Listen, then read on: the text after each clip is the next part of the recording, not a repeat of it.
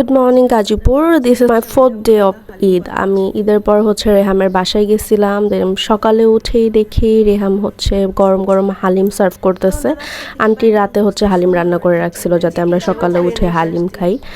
Basically আমরা হচ্ছে হালিম দিয়ে পরোটা খাইতে চাইছিলাম। দেন আমরা ফার্স্ট করে তাড়াতাড়ি করে রেডি হলাম, কারণ আমরা নিচে যাব একটা জিনিস পিক করার জন্য। নামার সময় এই যে আওয়ার সুইট ক্যাট বানি ওই হচ্ছে তাকাই ছিল আমাদের সাথে যাওয়ার জন্য। আমরা হচ্ছে হেয়ার কালার সোয়েটোবের কালারটা পিক করতে গেছিলাম। আয়শা একটু ডেজার্ট খাইলাম।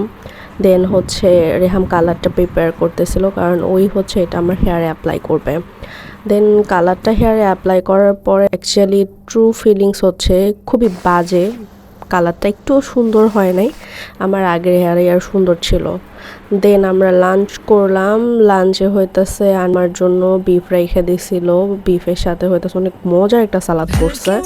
এটা খেয়ে দেন আন্টি যে ড্রেসটা দিছে ওইটা পরে তাড়াতাড়ি হইতেছে বের হলাম। আচ্ছা, রেহামের কিছু স্কুল ফ্রেন্ড আসতেছে, ওদের সাথে আমরা একটু দেখা করব এর জন্য।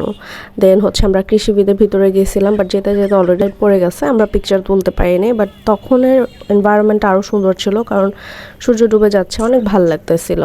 তারপরে রেহামের ফ্রেন্ডদের বই হচ্ছে অনেক লম্বু, সবাইকে হচ্ছে পিকচার তুলে দিতেছিল, এটা নিয়ে আমরা মজা করতেছিলাম।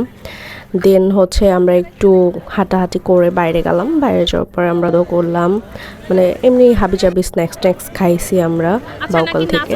দেন বাসায় চলে আসছি। অ্যান্ড বাউকালের ওইটার হচ্ছে খাবার আহামরি ভালো না। Thank you.